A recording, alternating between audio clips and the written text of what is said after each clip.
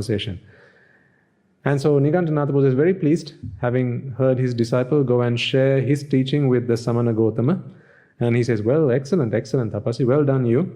As by a learned disciple who knows the teaching of his teacher perfectly, even so did Diga Tapasi, the naked ascetic, explain to Samana Gotama the teaching of his teacher. So he's praising his student for having gone to the Buddha and having shared with him his teaching. And he said, well done you, because you correctly went and identified with him that bodily offense is the more heinous offense than the other two. Now, at this time there was the Nigantanatha Buddha's chief benefactor. What's his name again? Upali. So Upali was in the presence of the gathering, and Upali spoke to Nigantanatha Buddha and he says, oh, excellent, excellent, sir. Diga Tapasi has really shown colors. I mean, isn't that really remarkable? And how well he has performed in the presence of the Buddha. As a very learned disciple of yours, he's gone and shown the Buddha right from wrong. Right? So they've gone to teach the Buddha a lesson. Well, let's see who learns a lesson at the end.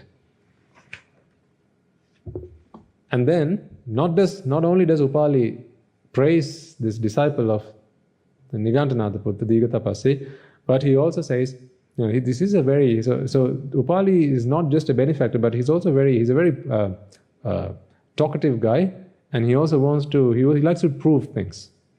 He's very forward. He's a very forward chap. So he says, right, let me go and speak to this Samana Gotama. And after I go to him, so here's what he says he's going to do to the Buddha, okay? I like this bit, because I find it quite entertaining. If the Samana Gotama should affirm likewise to me as he was made to affirm by the Venerable Tapasi, so here's what he says he's going to be doing. Just as a strong man would seize a long-haired ram, you can think of it as a sheep, okay? A long-haired ram by its fleece and pull it along and draw it towards him and drag it hither and thither, so throw it to and fro. Even so will I pull up, draw towards me and drag the Samana Gotama hither and thither in the debate. So what's he saying?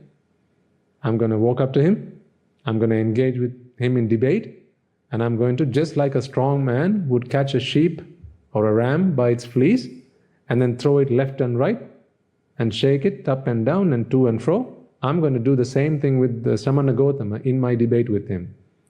So once I have spoken with him, he will have no legs to run.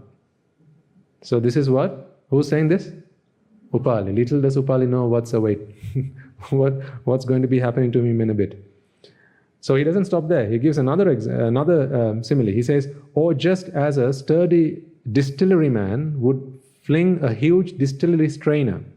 So it's something that they must have used back in the day to strain perhaps alcohols into a deep vat, and holding the rim, pull it up, draw it towards him and drag it hither and thither. So it's just something that they used to do in the day. They use a vat. Vat is something that you used for distilling alcohols and the likes.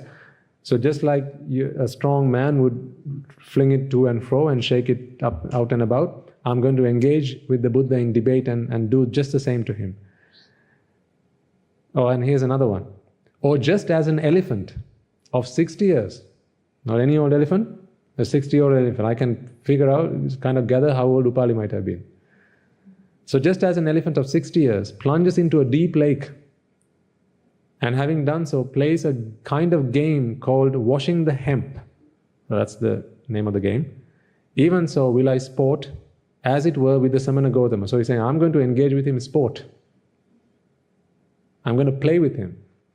Right? Like a child plays with its toys. So he's saying, I'm going to go to the Samana Gotama and I'm going to play with him. Right? I'm going to show him who's boss. Well, Venerable Sir, I shall go and refute the Samana Gotama on this matter. So Upali is now asking permission from Nigantanatha Buddha to go and engage in this debate. So at this point, Nigantanatha Buddha says, go, householder, I fear not. Because I know that you are an unshakable benefactor of mine. There's no way that you can be converted. If anything, knowing your prowess, knowing what you're capable of, when you are in the presence of the Samana Gautama, right, he will be converted to my teaching. He doesn't know the first thing about who the Buddha is. Right?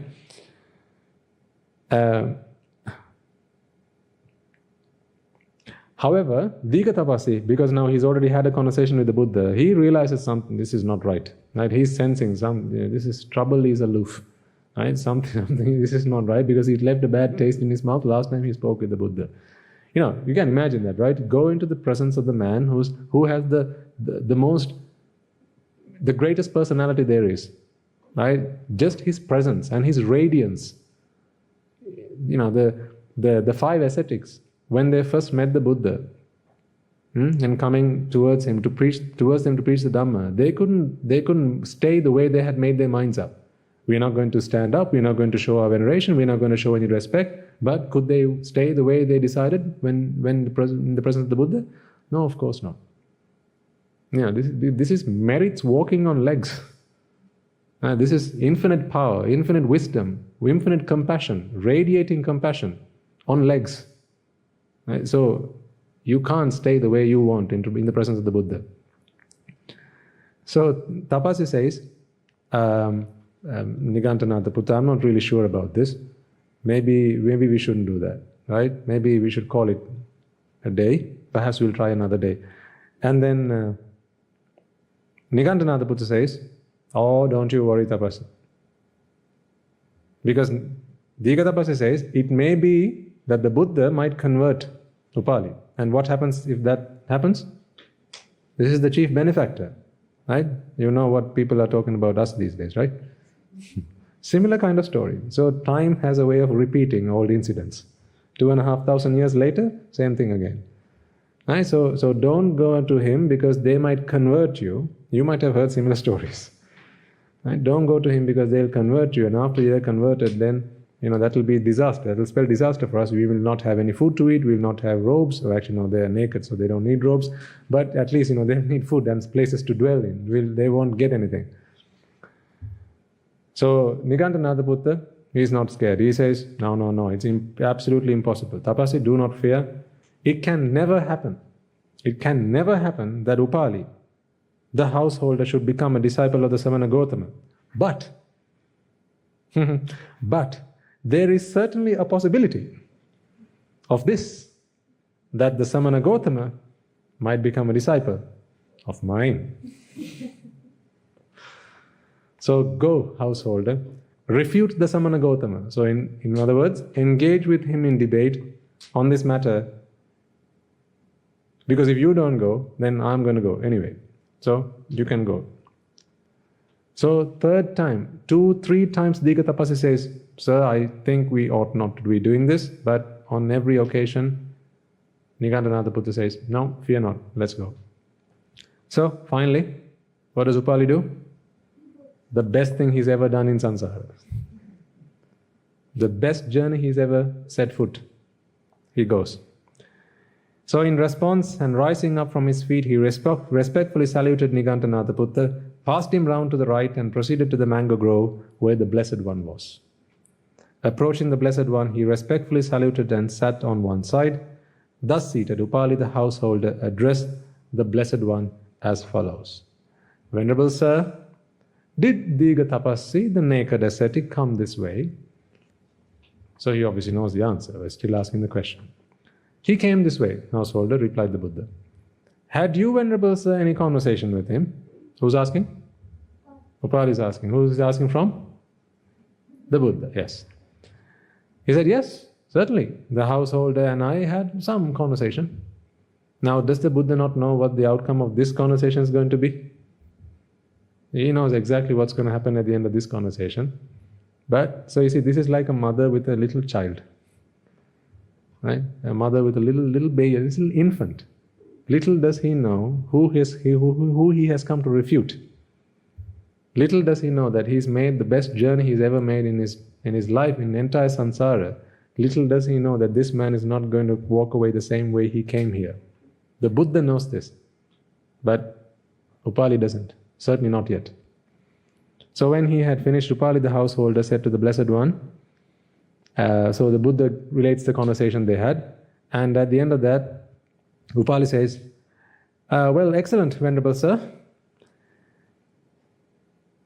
So it seems that the conversation that you had was between offense and karma, and it seems that the Samana Gautama is of the belief that the mental volition is more fierce than the other two.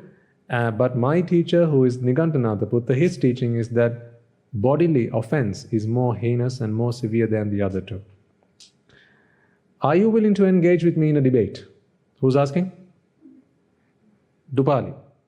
Dupali, the householder, is asking the Buddha, are you willing to engage with me in a debate? Now the Buddha, again, in his true fashion, he says, well, householder, I will engage with you in debate, however, on one promise. You must speak the truth and nothing but the truth. If you are steadfast to the truth, then I will speak with you. So the things that you say, we should be able to go back and say, well, you said so, didn't you? We should be able to link the things you said one to each other. So you can't say disjointed things, because that makes no sense. I'm not going to engage in frivolous speech. Our conversation, our debate has to be of some meaning. Are you prepared for that? The Buddha asks, oh, and this man, oh yeah, of course. How else would we debate? Yes, of course we are ready for that. Right then, what do you think, householder? So the Buddha asks now, what do you think, householder? Suppose there was a naked ascetic here afflicted with disease. So he's suffering, seriously ill, who refused cold water and lived on hot water. He, not taking cold water, would die. Now, householder, where does Nigantanatha Buddha hold that he would be reborn?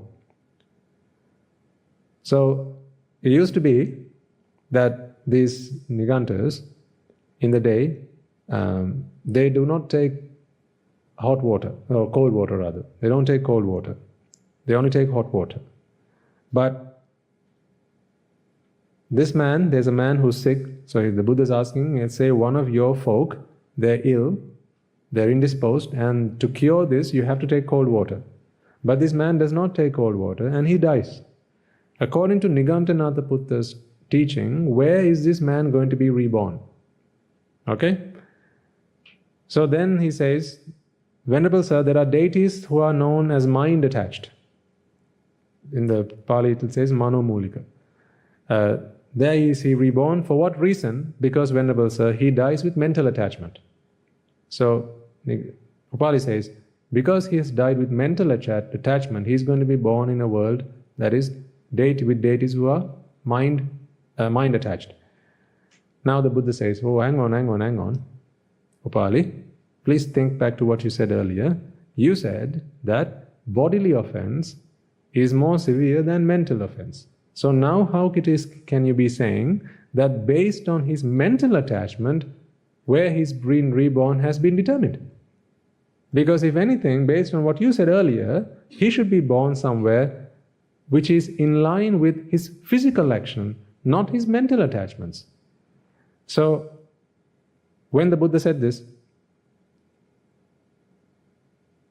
so the Buddha says, what you said earlier, the latter does not agree with your former. What you say now does not agree with what you said earlier. You promised me that you will only talk based on the truth. Are you sure this is how you want to continue your conversation? So Upali says, well, yes, sir. I will still continue my conversation. No matter what you say, I am of the belief that physical offense is more severe and more heinous than mental. And then the Buddha asks a second question. So he says, what then do you think, householder? Suppose there was a naked ascetic here, restrained with the 4 kinds of restraint. Because if you read any of the texts, if you have read any of the texts, you will realize that Nigantanatha Buddha's doctrine involves the restraint of 4 kinds of restraint. Okay, I'm not going to go into the detail here. Actually, no, it says here, he is restrained as regards all evil, is devoted to restraint as regards all evil, has shaken off all evil, has pervaded with restraint as regards all evil. He, whilst walking up and down, inflicts destruction upon many tiny creatures. So the Buddha asks, on this occasion, he says, according to your philosophy, you are restrained from all evil, right? So you believe in compassion towards all beings. So therefore you inflict no physical pain and injury on any beings whatsoever. But let's say a Niganta, one of your clan, who is restrained as such, continues to walk up and down. And as he's walking up and down, he treads on tiny creatures, many tiny creatures. And in doing so, these creatures are destroyed. So what happens to this man? Because if it's bodily action that is more severe, then what he's doing is pranagata, right? He's engaging in the destruction of life. So if it's bodily action, what does your teacher say is going to happen to this man? And then Upali says, well, sir, this is how you would have said it. I'm adding that into this. But yeah, that's not in the sutra. I'm adding that. So he says, well, sir, Nigantanatha Putta declares that what is unintentional is not heinous. What is unintentional is not heinous. So where is intention now? In the mind. So intention's in the mind. So he's saying what is unintentional is not heinous. Apparently Nigantanatha Putta, that is his teaching. And then the Buddha asks, but how so? If it's intentional? Oh, then sir, it's heinous. So now it's bad. It's a bad karma or a bad offense. So then the Buddha asks, okay, well, in which offense does Nigantanatha Putta recognize intention? In mental offense, Venerable Sir. Actually, this is how he would have said, in mental offense. That's how he probably would have said it. Now again the Buddha says, hold on, householder, think carefully before you reply, because what you say now does not agree with what you said earlier. The latter does not agree with the former, with your former statement. Now again, Upali says, well, okay, but nevertheless, I still believe that bodily action is more heinous. So on the second occasion, Upali says, I still believe that bodily action is more heinous than mental, or bodily offense rather. Okay, so final occasion, the Buddha gives him another chance to save face. See how kind the Buddha is. Another chance to save face. So what do you think of this then, householder? This town of Nalanda, which is where they're residing at the moment, right? This town of Nalanda has flourished and prospered and has a vast population is crowded with men. Okay, there's a large population in Nalanda. And Upali says, yes, Venerable Sir, yeah, that is true. It's flourished and prospered and has a vast population. And then the Buddha asks, okay, what do you think then, householder? Suppose someone were to come here with an uplifted sword, so a sword in hand, and say in one moment, in an instant, I will do a massacre. I will massacre every living creature in this town and destroy everybody. So this is one man with one sword, okay? And he asks Upali, do you think that's possible? Then Upali says, well, sir, not one, not even 10, no, not even 20, 30, or even 50 persons, because Nalanda is quite a large town. Not even 50 people will suffice. Not even 50 people brandished with swords in their hands will be able to come and destroy every living man in an instant. Then the Buddha says, oh, well. What do you think then, householder? Suppose a Brahmin who has developed his mental capacities, his spiritual powers, possessed of supernormal psychic power. You remember watching that video one day?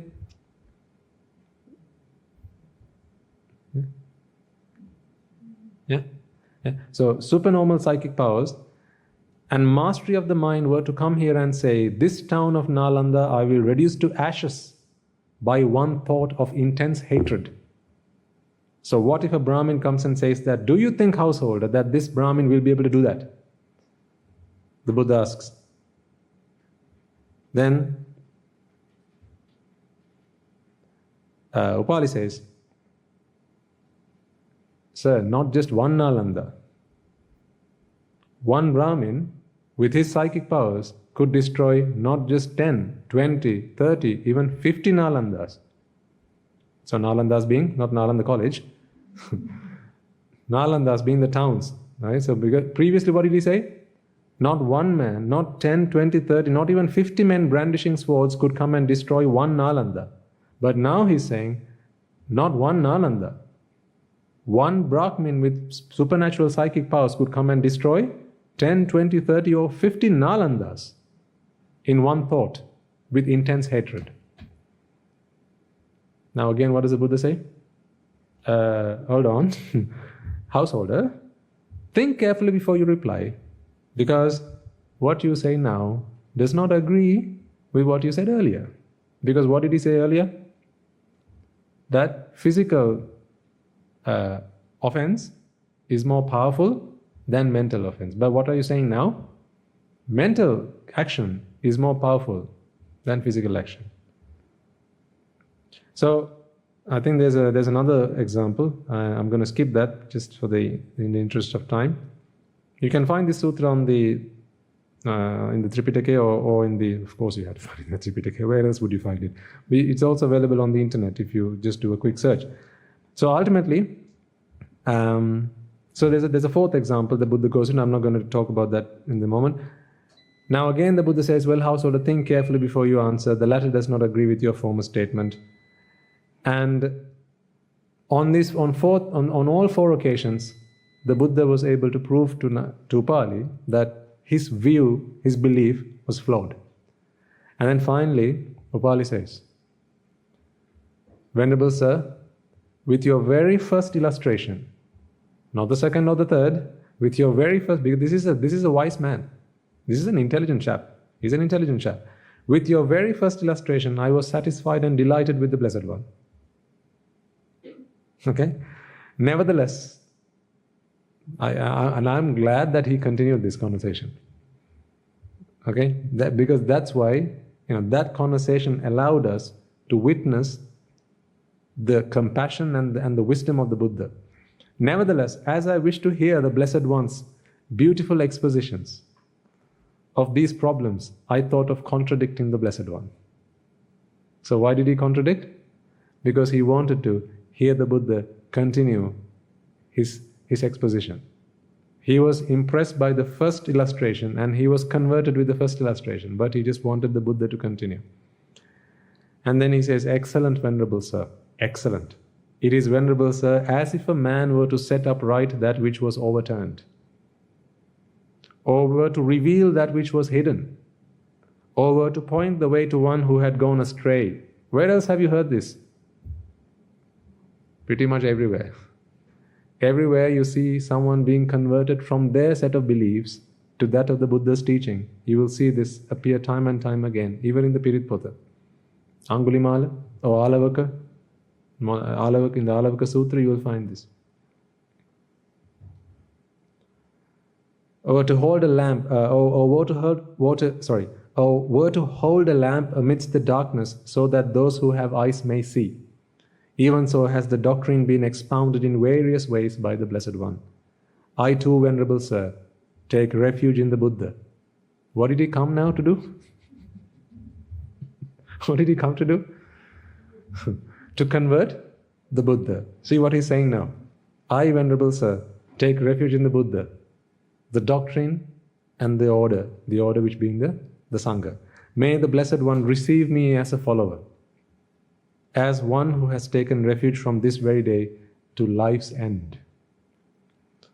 Now, you want to hear what the Buddha said after that? He says, householder, please make a thorough investigation.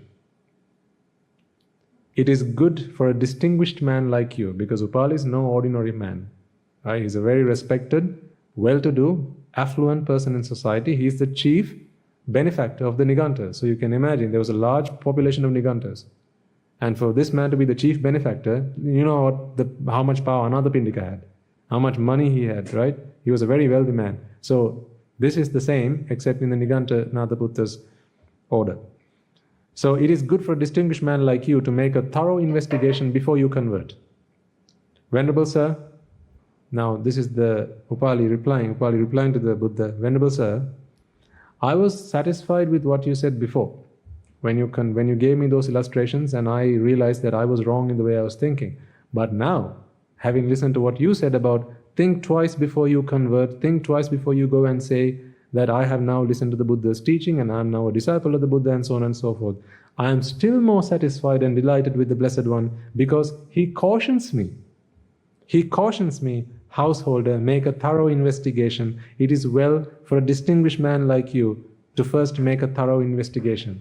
For Venerable Sir, other religious leaders have acquired me as a disciple. Who would acquire me as a disciple would carry banners around the whole of Nalanda. So you can imagine what a powerful man Upali was. If other religious leaders were able to convert me and take me upon as one of their benefactors, they would carry banners around all of Nalanda saying, Upali the householder has become a disciple of ours. However, on the contrary, the Blessed One admonishes me first to make a thorough investigation. For the second time, Venerable Sir, I take refuge in the Buddha, the Sangha, and the order. And then the Buddha continues, Upali, like we would in our word, Upali, for a long time now, householder, your family has been like a fountain to the naked ascetics. Hence, you must bear in mind that alms should be given to those who come. See, what is the Buddha saying? You know, up until this point, those people have relied on your generosity, on your alms. So from now on, what must you do? Continue. Not stop, continue. To which you can imagine what Upali's words would be. Such words, Venerable Sir. You know, he would have, in today's idioms, he would have said, that is like music to my ears, Venerable Sir. What he says is, such words, Venerable Sir, make me still more satisfied and delighted with the Blessed One. I have heard, Venerable Sir, that the Samana Gautama speaks thus. To me alone should alms be given, not to others. To my disciples alone should alms be given, not to the disciples of others. Alms given to me alone is productive of much fruit, not so the alms given to others. Alms given to my disciples alone is productive of much fruit, not so the alms given to the disciples of others. But on the contrary, see, this is what Upali has heard up until now. He has heard up until now that what the Samana Gautama says is, don't give anybody else, give everything to me. Don't give anybody else, give it all to me. But what he's realizing now is the complete opposite. The complete opposite. But on the contrary, the Blessed One advises me to bestow alms on the naked ascetics also. Venerable Sir, we shall know when that is suitable. For the third time, Venerable Sir, I take refuge in the Buddha, the Dhamma, and the order. May the Blessed One receive me as a follower, as one who has taken refuge from this very day to life's end. So that is the conversation that happened between the two of them. And then there's a little bit more detail, which I'm going to skip for now. And so it goes on and on and on and on. And then what happens is he goes back. So now Upali is a convert. Okay? He came in an ascetic, or he came in a follower of Nigantanatha Putta, and is going back a disciple of the Buddha. So he goes back home. Yes, he goes back home.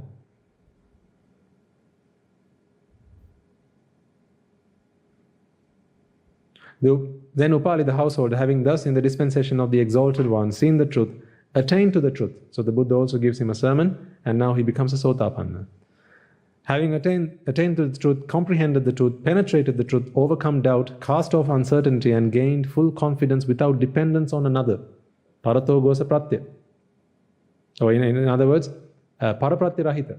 You don't need now to be dependent on any other. Remember we talked about the seed being planted in one's mind, and then you no longer need someone else to plant that seed once again for you. So in other words, he has now become a Sotapanna. He said to the Blessed One, well, Venerable Sir, we must now be going, we have much to do. So he takes leave. And thereupon, Upali the householder, delighted with the words of the Blessed One, having expressed his gratitude, rose from his seat, saluted the Blessed One, respectfully passed round him to the right and proceeded to his residence. So reaching home, he meets his gatekeeper. He even has a gatekeeper. So, of course, this is a very wealthy man. He's got a gatekeeper. Do you have a gatekeeper? My dad had one. His name was Chico. Right, so he has a gatekeeper. Then he says, from today, my dear gatekeeper, to naked ascetics, male and female, my gates are shut. My gates are shut. But wide open are they to bhikkhus and bhikkhunis, be they male or female, or lay disciples of the Blessed One. If any naked ascetic comes, you should say to him, halt, Venerable Sir, do not enter. Henceforth, Upali the householder, having become a disciple of the Samana Gotama, shuts the gate against the naked ascetics, but open are they to the bhikkhus and bhikkhunis and the lay disciples of the Blessed One. So if you had gone, he would have greeted you. Lay disciples, right? See? If Venerable Sir, you are in need of alms, stand just here and they will bring it to you. So he is true to his word to the Buddha. But Buddha never said, allow them to come into your home. That was not the agreement. He said, I will continue to feed them. So what he says is, yes, I'll feed you. You can't come in. We'll bring it. So now they want to get used to the takeaway method. Okay? First it was dine in. Now it's takeaway. See, takeaway was invented a long time ago. You thought it was a recent invention. 2,500 years ago, they invented takeaway. I wonder where home delivery is. Okay, so very good, Venerable Sir, said the gatekeeper in response to Upali the householder. Now, so